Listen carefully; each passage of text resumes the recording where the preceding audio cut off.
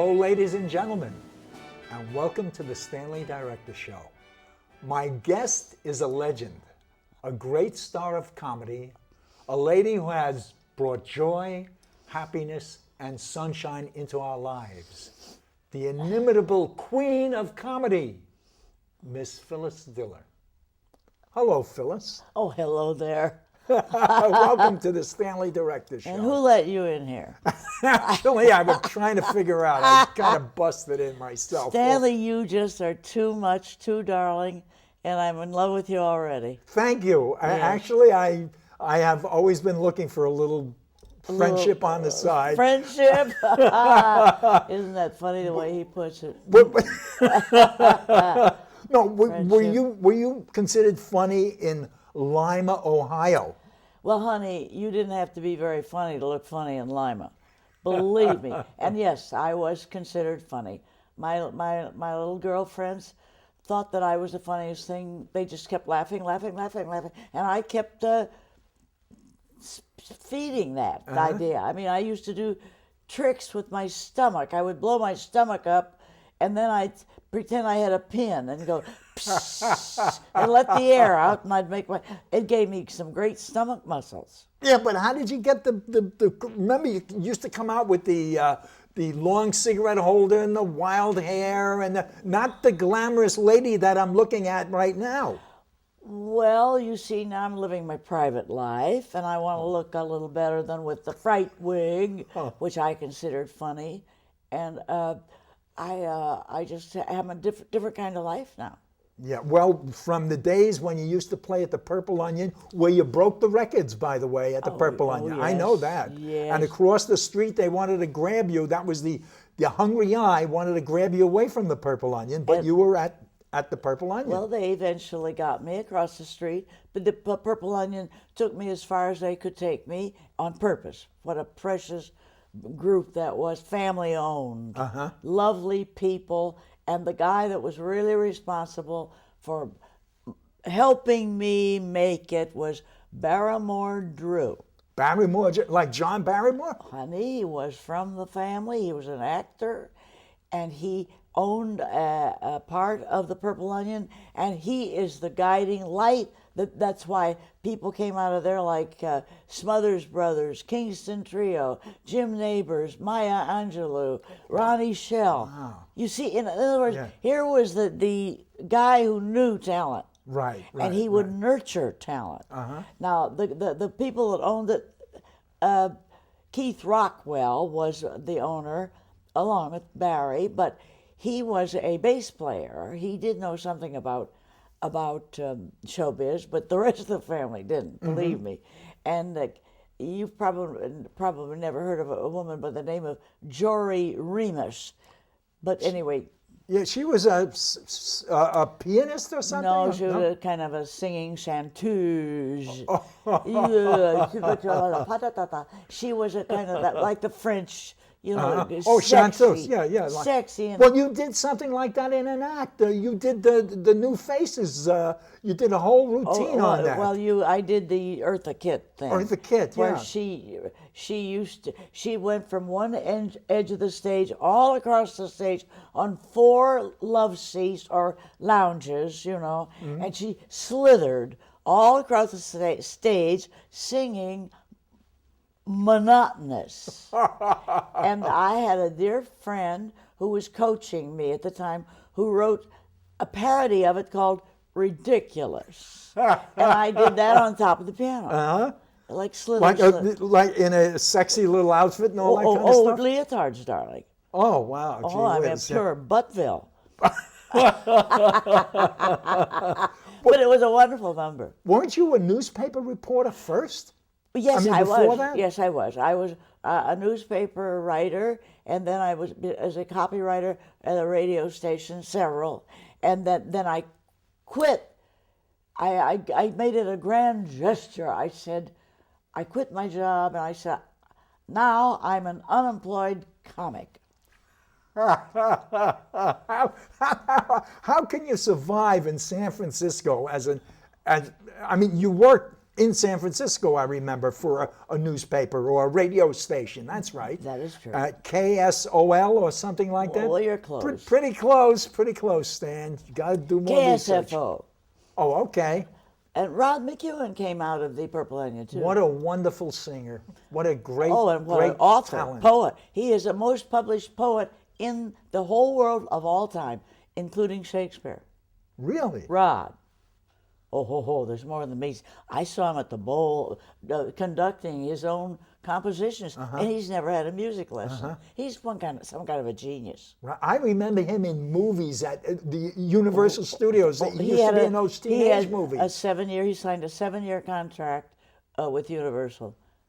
And he wrote a lot for them, and he often wrote names for the movies. Well, he's one of my heartfelt friends. I adore Rod. You know, and also I remember reading Milt Kamen was, actually you and Milt Kamen were at the Purple Onion together, which had never been done before, 2 comics. Boy, you're right about that. Because they had, and this is the reason they were successful, they had an actual plan. They had always a black singer or a black act, and then they had to have a self-contained act like the Kingston Trio, Smothers Brothers, to give the pianist his union break. Oh, okay. See, there's a business we're running here. And then they always had a comic. Now, the only reason they ever had Kamen and me, 2 comics, was because we had both had 2 weeks experience, and they couldn't decide which one of us was going to make it. Wow. And they couldn't decide, so they kept us both. That is class. That's a class act. Wasn't that something? They are really these were the people at the Purple Onion. They were such classy, wonderful people. Yeah. They were really wonderful. And of course I had Barrymore, Drew, all of us kids that came out of that era we are grateful to Barrymore. He was a radio actor in Chicago, but see, by then he was retired and lived on a wheat boat in Sausalito. Oh boy. A houseboat, an old wheat boat. And when the tide came in, it came in to the living room. Yes, and we had the tide coming in. I remember the Purple Onion reading something about where Maya Angelou was like a calypso dancer. She was a fabulous, tall, skinny calypso dancer, singer. She was actually a very, very important singer. She traveled with Porgy and Bess and sang with a whole bunch of opera people. Right. And the thing is, she did this. She was discovered by that Jory Remus person that I mentioned. Oh, yeah, right. And they somehow found Maya, and the same guy that wrote that great number for me coached her. Right, Ridiculous. The guy who wrote Ridiculous. The guy his name was Lloyd Clark, and he coached both Remus and me and Maya. He's the one that turned Maya into this. I don't know how to put it. She was so dramatic. You know, she would come out there, and he told her how to do it. Because you don't know how to even walk down an aisle in a little teeny club. It's how you do it. Right. How you do it. Right. And wasn't it difficult to kind of change costume at the Purple Onion? I mean, wasn't it kind of small or? It was the size of an airline toilet. God, you had to be best friends with everybody. Now, the Smothers Brothers and the Kingston Trio are still laughing about me and my underwear. They're still making jokes about it. I mean, you had 5 kids at the time, right? I already had them. Wow. I mean, Miss Mom, I mean, how the heck did you take care of 5 kids, do comedy, and all that kind of stuff? I mean, that had to be like just overwhelming. Well, we were out of money, and that's what motivated me. Poverty is a wonderful, it's like a cattle prod. Get out there, make some money. But how did you know you were funny? I mean, you know. Once I decided to become a comic, I'm committed. Nothing's going to stop me. Nothing. Fire, flood, I'll become like a postman. I'm going to deliver. But what did you stay? In other words, okay, you got 5 kids. I know that. I mean, what did you walk around? What did you live in a big flat? You know, like a big. You sound like Mel Brooks. What do you walk around? You walk around in a flat? No, I'll tell you what. Yeah. My parents had died and they left me my inheritance, and we had just spent it all. We had a nice the triple level or 4 level, I don't know, little stucco house in Alameda, California, and the kids were in there and they went to a nice school down the street, and we had a cat and a dog like you're supposed to. Yeah. And then we ran out of money. So what happened? Spent it. But you were married at the time, Oh right? yeah, I was married, and my husband had no idea how to economize. Sherwood Diller. Yeah. And for instance, we had a little patch of land in front, the little front yard, Right. about the size of a postage stamp, and yet he had to have a gardener. Oh, really?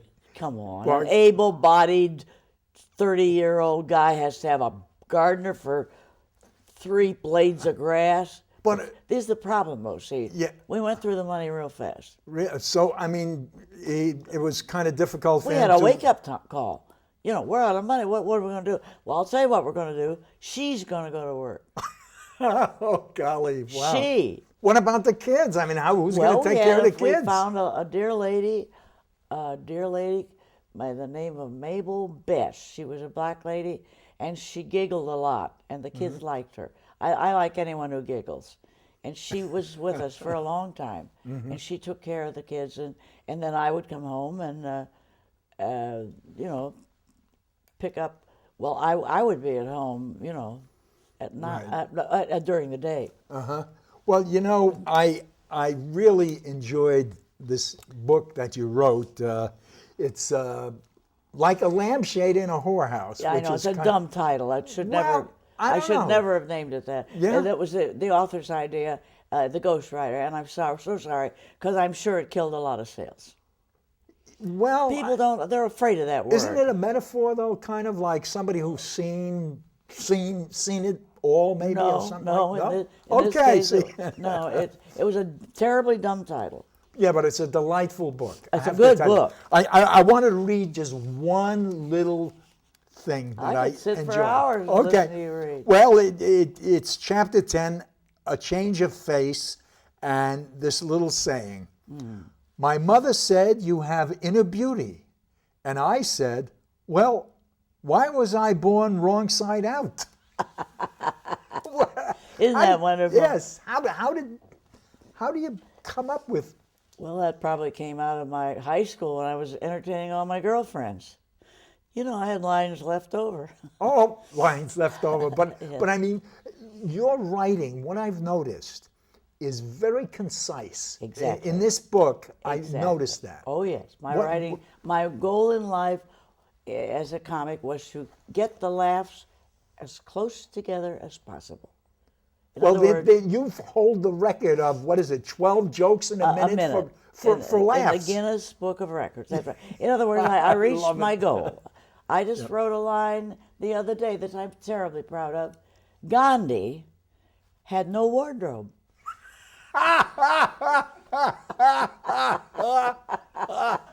Think about it. He had none. He didn't have shoes. He walked around in a sheet. That was it. Let me drink water. But I still write like that. That excited me the other day when I realized that man had no wardrobe. But I mean, look, you went to work, you came home, you had the kids, even though Sherwood was looking after them. I mean, the kids said, Mom, how'd it go today? Yada, yada, yada, yada. Oh, no, they didn't know what I was doing. They had no idea. They're little kids. Oh, okay. They used to watch me put the makeup on. Yeah. They thought maybe I was a streetwalker. Or one of those girls that works nights and wears a lot of makeup. What do they A know? lady of the evening. Who ever heard of a nightclub? No, they finally were brought over to watch me one night to see what I was doing. And they were all very proud of their mommy. Well, I mean, their mommies certainly did wonderful things. You know, there's so many stories in your book that I really enjoyed. One particular story that just knocks my socks off, so to speak. Am I wearing socks today? Yeah, you're all right. Okay. Okay.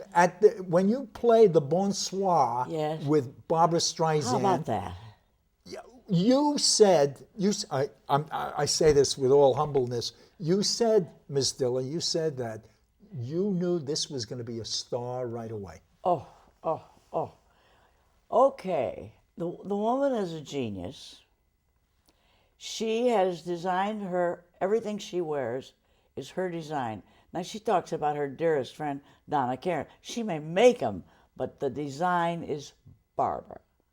Barbara has designed her own clothes. Everything you see her in the movies and in television and live is her design.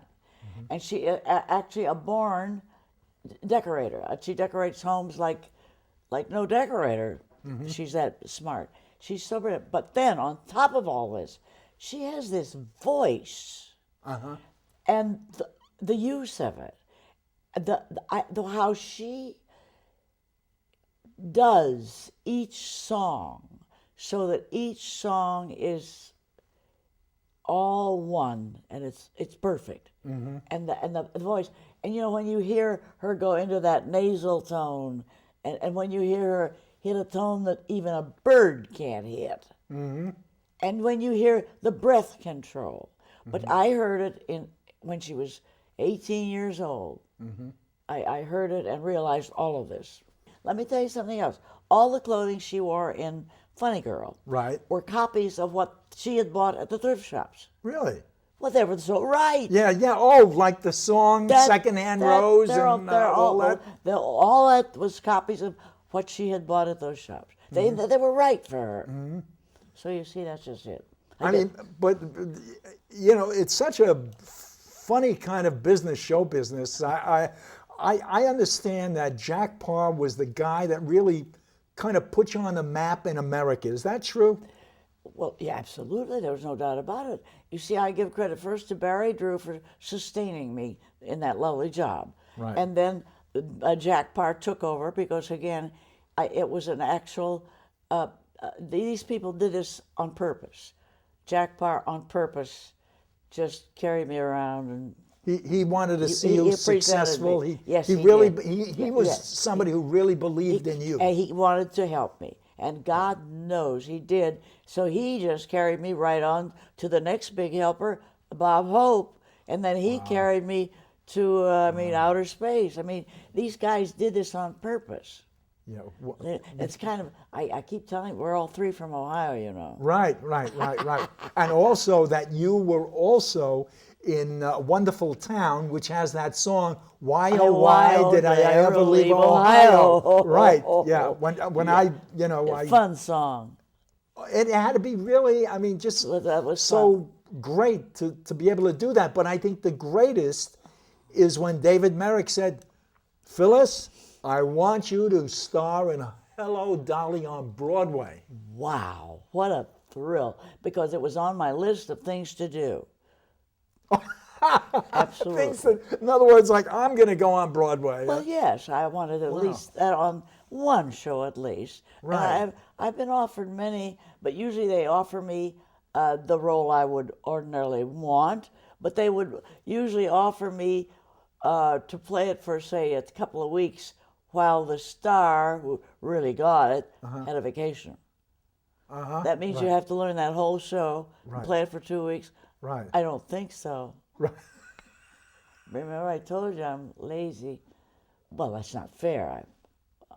In other words, they offered me in Annie, you know, that awful woman who took care of the little Yeah. Well, perfect. Oh, Dorothy Loudon was so brilliant. As the old lady drunk, oh, she didn't have a bone in her body. She was so drunk, she's falling all over the place. And then Carol Burnett did that role, I believe. I'm a big fan of Carol Burnett. Very She's talented. my idol. Really? Oh my Wait, God. you She's a whole different preceded- thing, though. See, I'm a stand-up. She's Right. a comic actress. Oh, okay. Great. Just give us a comic actress. Is not a stand-up. They do other people's material, Right. Right. and they work ensemble. See, Right.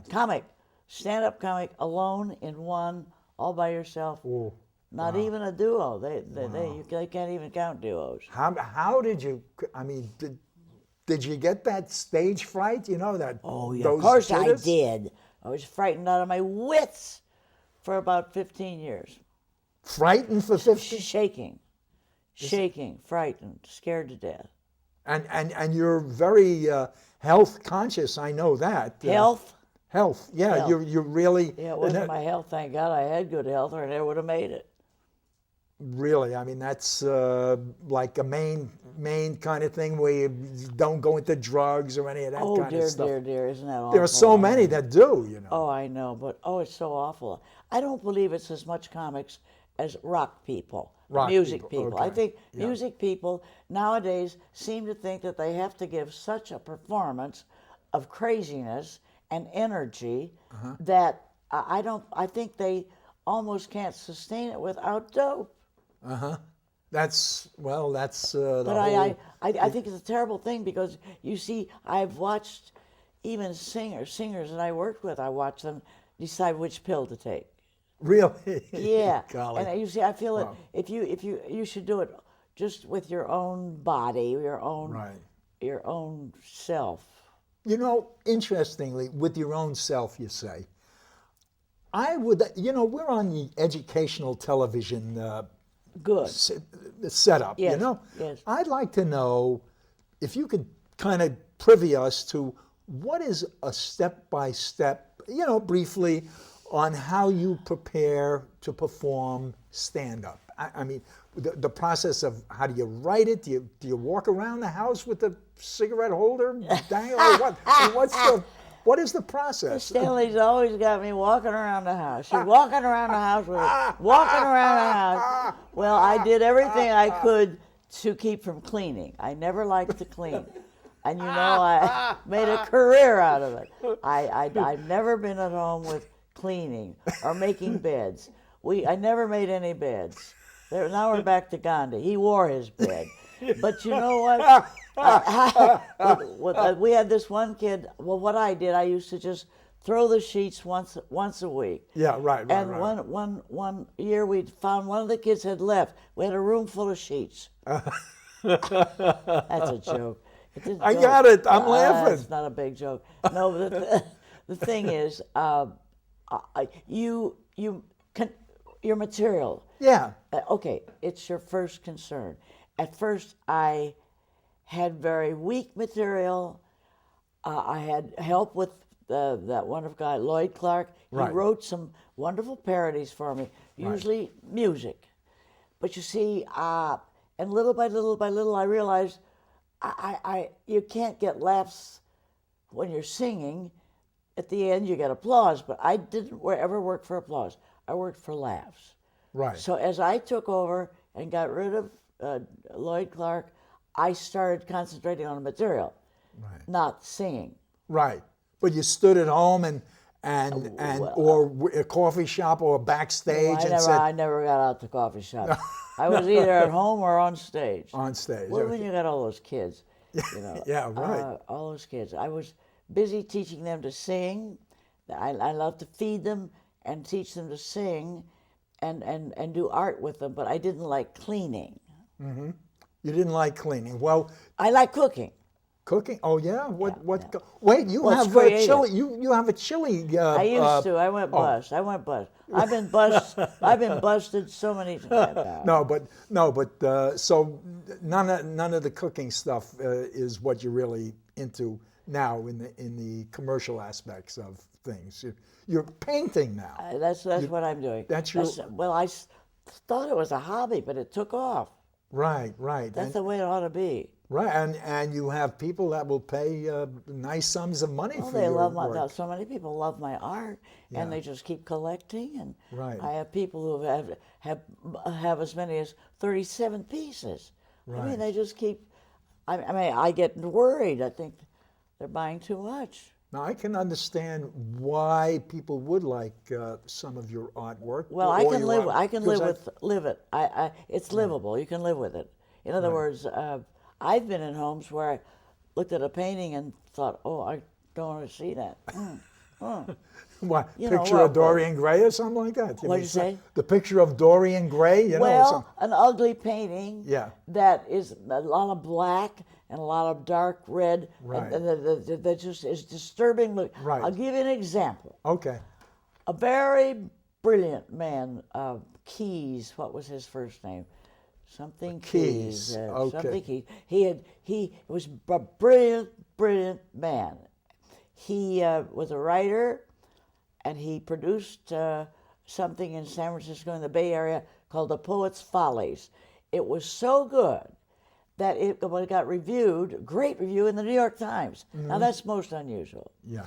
All right, the first time I ever went into his home, and the only time, he had a little teeny house in San Francisco, and right in the main room, the hello room,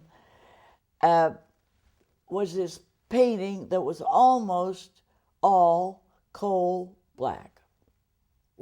And it disturbed me because he Yeah. had painted it. Yeah. And I decided right then and there that he was a very sick.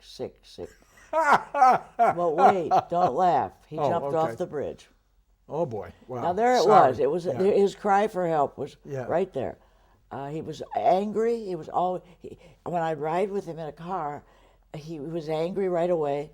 And one time a door wouldn't open on the stage, and he got angry right away. And there was his anger painted right there on that picture. sad. And he eventually, and here's this brilliant man Yeah. who took his own life. That is a very sad. But that's what story. I'm talking about, Yeah. art. Yeah. See, my art is happy and sometimes crazy, Right. but it's livable. Right.